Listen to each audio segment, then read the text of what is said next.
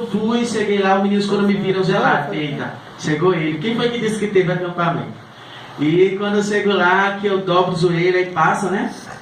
O presidente da mocidade está aqui, que é dirigente de intercessão, quando ele está na direção do culto. Irmãos, quando eu comecei a falar, o Senhor ele foi, me batizou com o Espírito Santo. Amém. De cara. Quando eu peguei o microfone, que eu abri Jeremias 18, Deus me batizou com o Espírito Santo. E usou meu irmão para mim. E lá me deu o dom de profecia. E eu falei, meu Deus, misericórdia, Jesus, o que é isso? E ele disse, você me perseguiu até hoje, porém agora você vai ser perseguido. Aí uma igreja tradicional, de repente, o irmão que não cria passa a falar em mistério, como é isso? E ali eu comecei a ser perseguido naquele lugar, igreja grande, e eu disse, meu Deus, e agora? Aí o Senhor disse, prepare as malas, usando alguém, disse que eu vou levar além. Eu falei, eu não estou entendendo nada. Esse negócio de preparar as malas, aí de repente, Deus ele fez um mover, eu comecei a trabalhar na Vivo, e Deus me levou para Natal. De Natal me levou para Bahia. E fui andando em vários lugares, e o Senhor ele começou, tinha sede de buscar Deus, e cada dia que tinha um culto numa igreja, num povoado que chegava eu ia, e Deus falava, e quando eu voltei, o Senhor disse, não é mais aqui. E eu disse, meu Deus, o que é isso? E agora? Não entendi, foi nada. Aí fui fazer parte de uma igreja Madureira, uma igreja no meio de uma ladeira, pastor Pamenudas. Lá no Malaquias a igreja era enorme, era pequenininha, uma igreja menor do que essa, caindo os pedaços, telhado de madeira, se desse uma chuvada, tinha goteira em todo canto. Deus fez, é aqui que eu lhe quero, é aqui que eu vou lhe quebrar. Eu disse, meu Deus, o que é que eu estou fazendo aqui, Jesus? E ali eu fiquei como dirigente de mocidade e passei, Jesus, e agora? E muitas vezes eu chegava no canto, o povo humilde, os jovens da igreja eram tão humildes, que uma vez a irmã fez, eu tenho até medo de lhe abraçar para não lhe amassar. Eu falei, irmã, deixa de coisa, me abraça. E o Senhor me colocou ali. E ali eu ia fazer uma cirurgia. E o Senhor ele disse a mim, num culto para a mocidade, usando um cantor que quem é da Assembleia de Deus sabe que tem um chamamento de mocidade. E perto da minha festividade, o Senhor disse a mim, vou eu confundir os médicos a teu respeito, para eu mostrar que eu sou Deus na tua vida. Tu pede intimidade comigo, eu vou te dar. E eu disse, meu Deus, o tempo passou meses, e obviamente continuando, teve a festividade, e eu ali, sem entender o cumprimento dessa palavra, porque quando Deus ele fala, ele cumpre. Aí muitas vezes alguém pensa que quando Deus ele fala, acontece agora. Não, queridos, acontece há muito tempo. Demora. Eu fui consagrado a pastor. O Senhor me fez uma promessa há mais de 12 anos atrás. Deus ele falou, no tempo vou colocar você na cadeira de destaque, porque eu quero você pastoreando a ovelha. Eu fiz misericórdia, Jesus, nunca. Fui diácono, presbítero, evangelista, pastor. Se cumpriu há 12 anos atrás a profecia. O vaso que profetizou já dormiu no Senhor. Não viu o cumprimento, mas se cumpriu a palavra. Você está entendendo? Quero dizer, quando Deus ele fala, ele cumpre. E o tempo passou, e eu fui fazer uma cirurgia, e disseram, olha, você vai ter que fazer vários exames. Eu fui feliz, aí marcaram um eletrocardiograma do coração, aí lá vai eu fazer esse exame. Aí quando eu chego lá, que eu moro no Cabo, aí o médico fala, você bebe? Eu falei, não. Você fuma? Eu sou evangélico, mas isso não impede. Eu falei, mas eu não faço nenhuma coisa nenhuma. Aí ele fez, tem algo errado com você. Eu falei, meu Deus, você veio com quem aqui? Aí eu vim com, vim só. Ele fez, vou repetir o exame. E eu não entendia que era Deus já provando, Deus já mostrando que ele iria cumprir a profecia. Porque bom é quando você é profeta, mas que você se garante quando você deixa Deus falar. E o que aconteceu? Quando eu repeti o exame, ele fez, olha, para ser logo sincero, você vai para casa e diga à sua mãe que você tem doença de Chagas. foi na tora, irmãos. Eu não entendia nada. Eu dizia, meu Deus, doença de Chagas, o que é isso? Aí você estava tendo círculo de oração na igreja. Eu subi a ladeira, cheguei lá, a irmã que dirigia a irmã Deinha, ela trabalhava com a gente de saúde. Eu fiz, irmã, olha, eu fiz o exame, o médico disse que eu tenho doença de Chagas. Ela começou a chorar. Eu disse, ela é muito grave isso.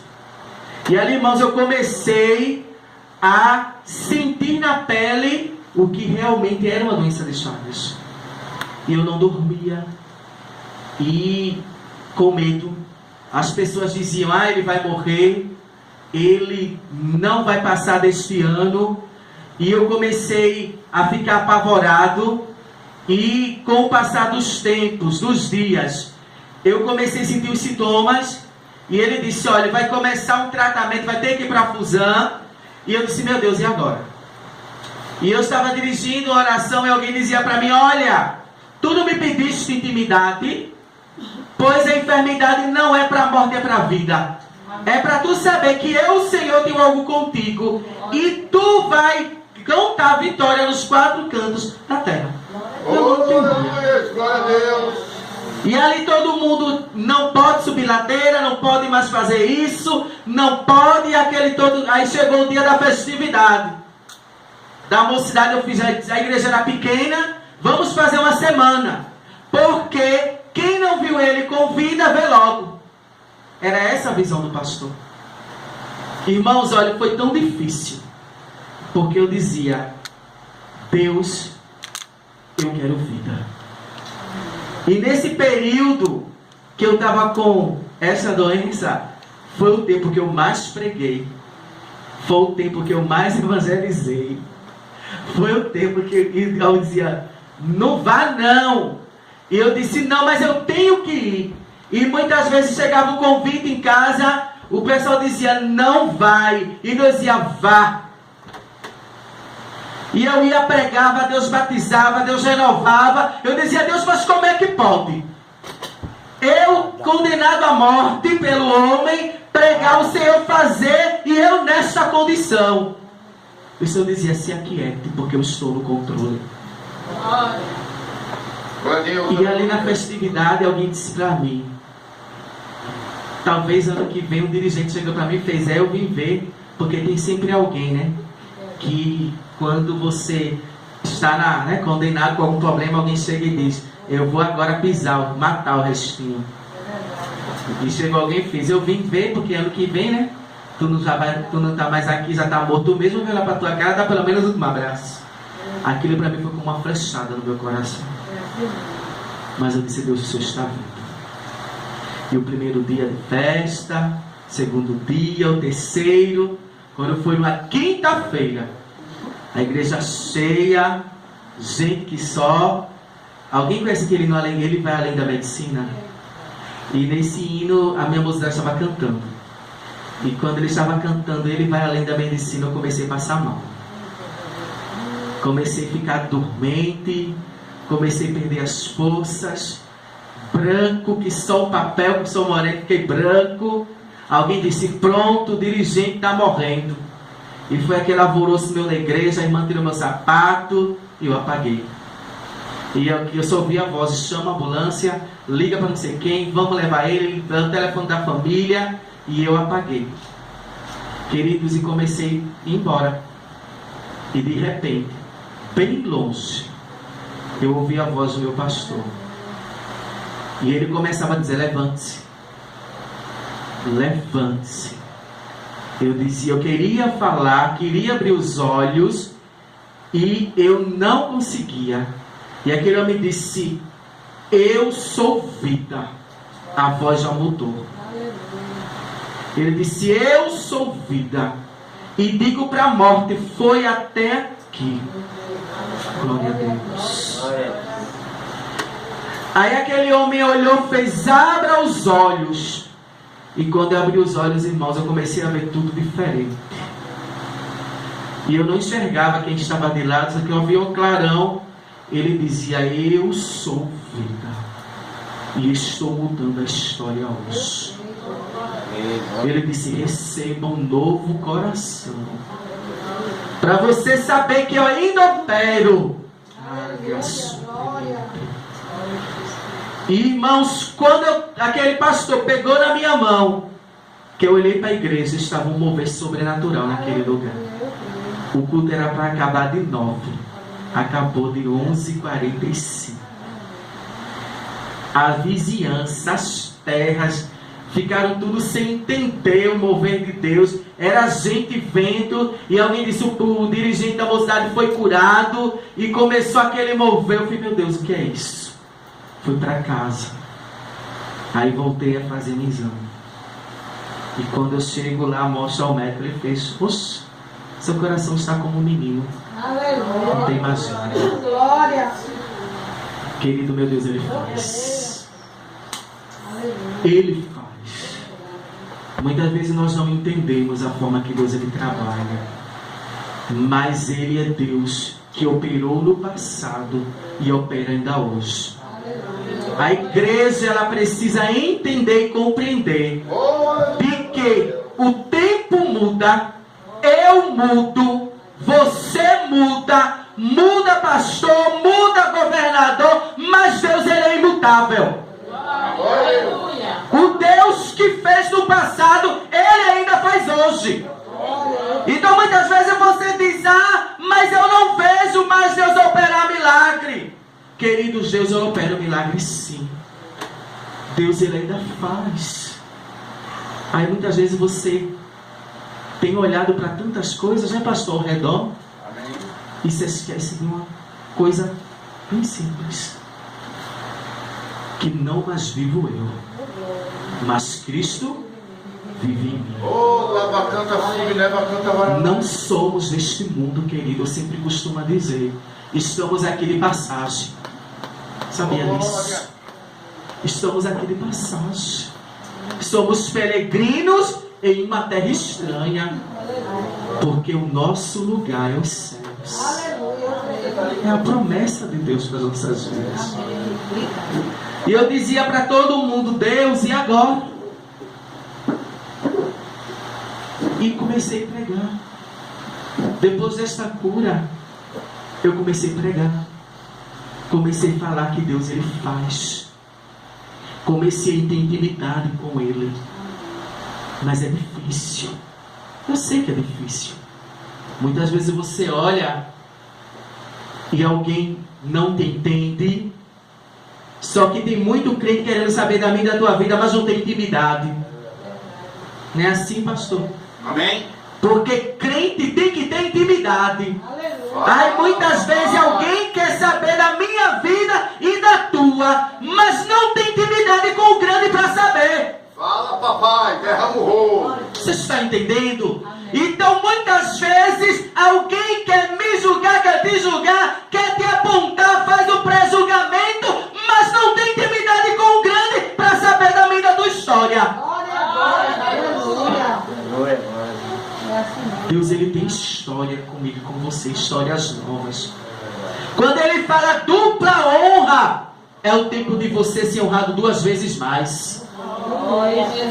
Deus, ele ainda tem honra para mim e para você. Aí muitas vezes você diz: mas como vai ser? A história está de um jeito, porque nós olhamos com os olhos carnais, nós vemos só hoje, mas Deus, ele vê o amanhã, vai muito mais além. Oh, aleluia. Temos que viver por fé. Aí o problema está grande na tua vida, na minha vida. Aí você, por qualquer coisa, quer desanimar, né? Arriar as armas. Aí você muitas vezes quer ficar lá no caminho. Mas o Senhor diz para você: eu tenho honra para você na cama. Aí muitas vezes alguém olha e não te honra, não te vê. Alguém diz: aquele ali, aquela ali, terá alguma coisa boa dali, aquilo ali é crente, mas não tem intimidade. Porque está olhando pelos olhos carnais. Só que muitas vezes o segredo está em fechar a boca. Aleluia. Você conhece essa palavra? Glória a Deus. O segredo está em fechar a boca. Aleluia. Irmãos, era muito brabo. Mas eu aprendi a fechar a porta. Eu aprendi a obedecer. E estar aqui hoje foi renúncia.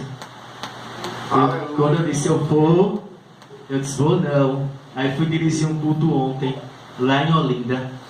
Quando estava lá, chegou um grupo de irmãos de São Lourenço, chegou um grupo de irmãos de fora e lotou a casa. Quando está no meio da casa, do culto, a dona da casa fez, eu não quero igreja aqui não. Pode desaparecer tudinho. O meu pastor disse que eu botasse tudo para fora. Que era de outro ministério. E o pastor dela disse, ou ela botava a igreja para fora, ou ela poderia ser disciplinada. Eu falei, meu Deus. Aí Deus ele disse, eu disse a você que o negócio era do outro lado. Eu falei, vou nada. Aí o Senhor ele sabe, eu vou lhe acostar os parafusos, eu estou aqui hoje. Para finalizar, eu quero contar a história de um homem, de um moço. Alguém precisa ouvir essa história nesta noite. Além do que você já ouviu, essa reflexão ela tem um endereço certo. Conta a história de um jovem chamado Mefibosete. Mefibosete, ele era filho de Jonatas, neto de Saul. E um dia Davi e Jonatas eram amigos e fizeram uma aliança. Se um dia eu morrer primeiro, eu vou cuidar da tua descendência. Mas se tu morrer, tu cuida da minha. E foi feita essa aliança. Jonatas morre, Saul morre, Davi é rei. E a aliança foi feita. Mas entenda uma coisa, tudo é no tempo de Deus. E passou-se tempo. A Bíblia conta que Mefibosete era criança quando a ama dele foi fugir com ele, derrubou ele, e ele ficou aleijado dos pés e foi para Lodebar, terra de esquecimento. E Mefibosete já era jovem, já era maduro, já tinha filho, se eu não me engano. Muitos anos se passaram. E Davi se esqueceu da aliança. Só que Mefibosete também não sabia da aliança. E um certo dia está Davi. E de repente o Espírito Santo de Deus ele diz, olha Davi, tu lembra que tu fizesse uma aliança, chegou a hora de cumprir. Aí Davi se incomoda e pergunta, tem alguém da casa de Saul para que eu haja de misericórdia e bondade com ele? E ele começa a perguntar. Aí diz, olha, tem um servo que trabalhou para Saul, que o nome dele é Ziba. Ele deve saber. Aí Davi manda chamar Ziba. E ele diz, olha, tem alguém, Ziba, na casa de Saul? Ele fez, tem um, que o nome dele é Mefibosete, vive lá em Lodebar, mas só que tem uma condição. Ele é aleijado dos pés. Davi não queria saber a condição de Mefibosete. Ele queria usar de misericórdia. Mas alguém apontou logo o defeito. Alguém disse logo, olha, é aleijado, não serve. Só que Davi disse, eu não quero saber. Vá lá e traga-o aqui. E ele foi. Acredito que quando Mefibosete, eu acredito, que quando Mefibosete viu chegar lá, ele deve ter tremido. Ele foi pronto. Eu sou neto de Saul. O rei manda me chamar, vai me matar agora. Aí ele diz, olha, o rei quer falar com você. E vai Mefibosete com seus parentes, com sua família. E quando ele chega dentro do rei, ele diz, olha Mefibosete, não tenha medo. Eu vou usar de misericórdia contigo. Tudo aquilo que um dia pertenceu a teu pai, eu estou te devolvendo hoje. Foi feita uma aliança. E você, Ziba, que Ziba, o servo, ficou com alguns bens. Ele usurpou algum bem, ele tinha empregados. Disse, você agora vai servir a ele novamente. E Mefibosete foi honrado. Eu quero dizer para você nesta noite, onde você está, na terra do esquecimento, no vale que você se encontra, Deus ele vai te buscar. Aleluia. Deus ele vai ao teu encontro. Aleluia. E você vai sentar na mesa mais uma vez. Deus, ele é aquele que prepara a mesa na presença dos teus inimigos. Salmo 23 fala isso. Aleluia. E ele diz: nesta noite, neste lugar, eu estou preparando mesa no meio do deserto. Ergue-se, meu Deus. Glória a Deus. Eu ainda preparo mesa e alguém vai sentar com você e vai ver a glória do Senhor na tua vida. Ergue a sombra, erga. Glória a Deus. Não se preocupe que não é o final, não. Você disse: Deus, até quando eu não suporto? A história é essa. Alguém aponta, alguém julga, alguém te calunia, alguém te persegue, mas o Senhor diz: foi até hoje. Eu estou tomando a providência na vida de alguém, porque eu sou aqui é sobremente a séria. Aleluia, glória. Eu ainda preparo mesa no deserto para os meus. Aleluia. Vale a pena ser fiel. Vale a pena estar na posição. Não se preocupe. Está faltando tudo de glória. Glória a Deus. Alguém está te apontando de glória. Glória a Deus. Existe um segredo. Lembre que eu disse: não mais vivo eu, mas Cristo vive em mim. Então, se Cristo vive, Ele que dirige a tua vida. Aleluia. Glória a Deus. O segredo está em você fechar a boca. O segredo está em você perseverar. Jó 31 e 34. Tema eu perante uma grande multidão, que o desprezo das famílias me apavore, mas que eu me cale e não saia da porta. Então, nesta noite, fique na porta. Fique na posição. Porque assim como Deus ele fez lá atrás, Ele ainda faz hoje.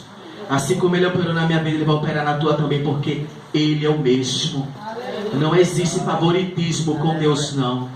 Aqui na terra o homem faz favoritismo, né? Ah, eu gosto mais de você. Mas Deus ele vê todos como filhos e filhas.